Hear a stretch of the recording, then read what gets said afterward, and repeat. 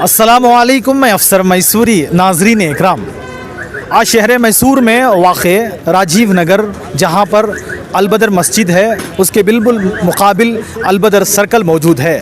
उस अलबदर सर्कल की तरक्याती और उसकी बहबूदी के लिए आज यहाँ पर एक बहुत बड़ा प्रोग्राम मुनक़िद किया गया था।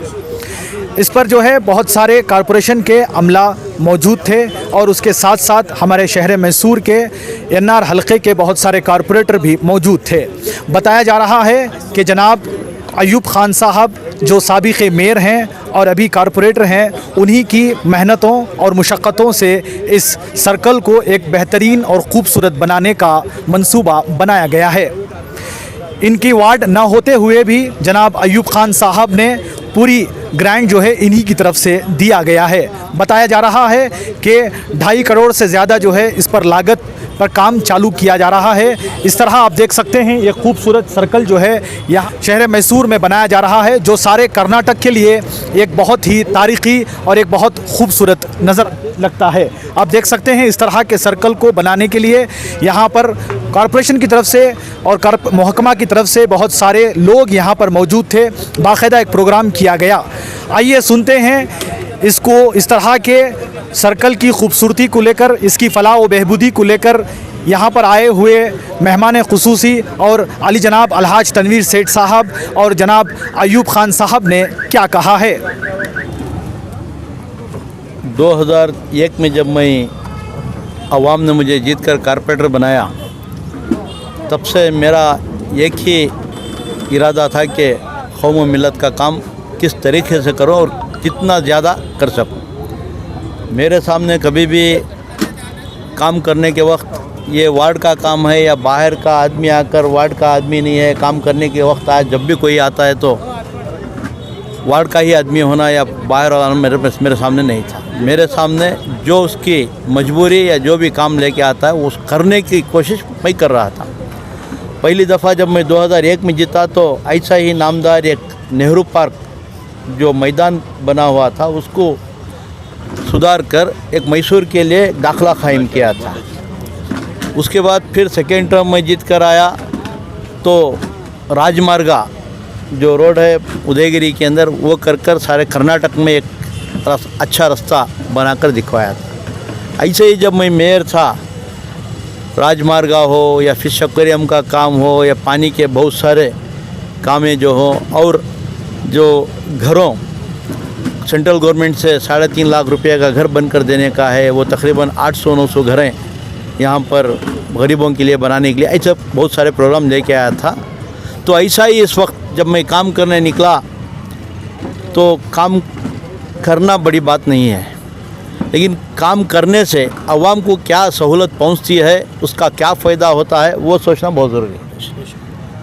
एनआर कॉन्स्टिट्यूंसी एक पिछड़ा हुआ बिछड़ा हुआ इलाक़ा है। यहाँ पर बहुत सारे गरीब, काम करने वाले, मीडियम क्लास सब मिक्स रहते हैं। जबकि हम मैसूर के अंदर नज़र डालें तो चामराजा क्षेत्र और केआर क्षेत्र को देखते हुए एनआर में बहुत सारा काम अभी भी करना है। तो जब मेरे वार्ड में आया तब ये अलबदर सर्कल का डेवलपमेंट एक हद तक थोड़ा रास्ता मुझे भी जमता है, थोड़ा पुष्पलता जगन्नाथ को भी जमता है और थोड़े आफ्ताब को भी जमता है, 3 कारपोरेटरों को भी जमता है। तो मैं ये नहीं सोचा कि ये मेरे वार्ड को जमता है या नहीं जमता है। ये पब्लिक के वास्ते, कौम व मिलत के बहबूदी के वास्ते, इस इलाका डेवलप करने के लिए चलो मेरा पैसा ही, मेरा वार्ड का पैसा ही लगा तो सही, एक अवाम व मिलत के एक अच्छा काम हो जाएगा और इस काम से सारे मैसूर में एक मोहल्ले का नाम भी अच्छा बन जाएगा।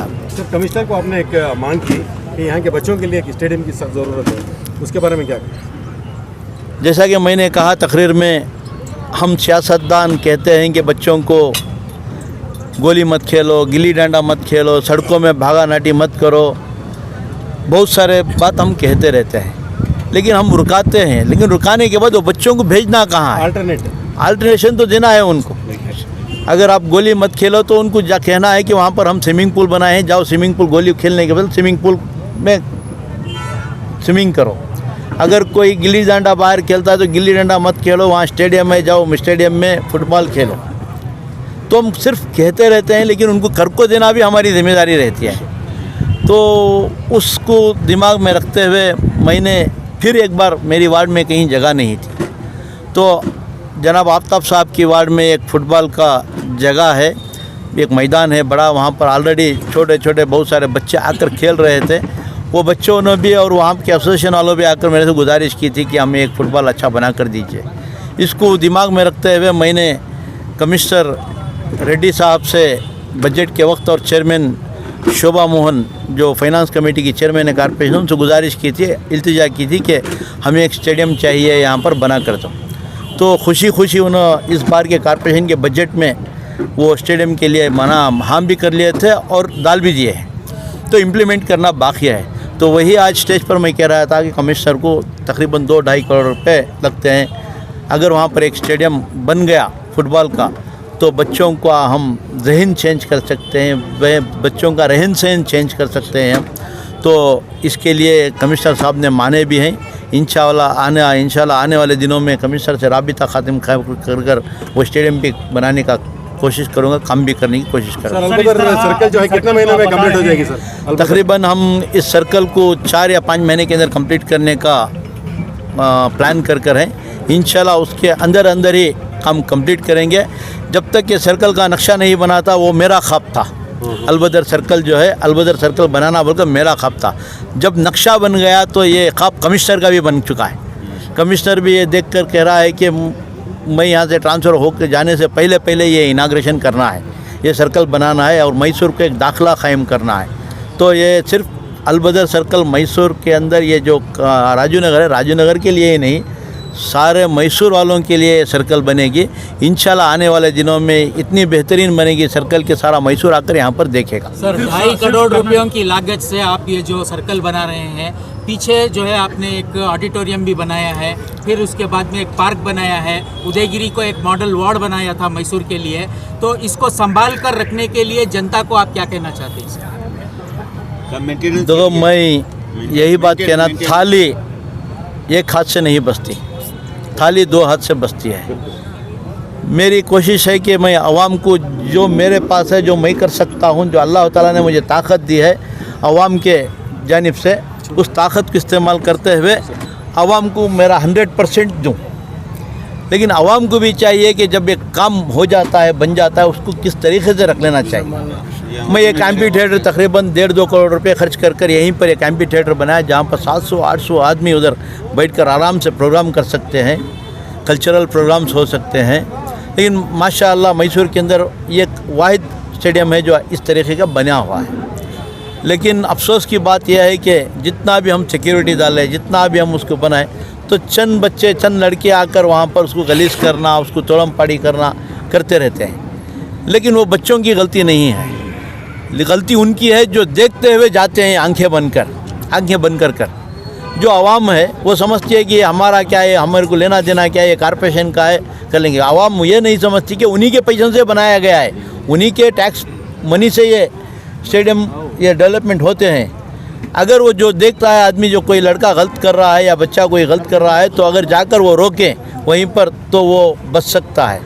तो मैं यही कहना चाहता हूं कि जो भी हम यहाँ पर खर्च कर रहे हैं, ये कॉर्पोरेशन का पैसा या गवर्नमेंट का पैसा मत समझिए।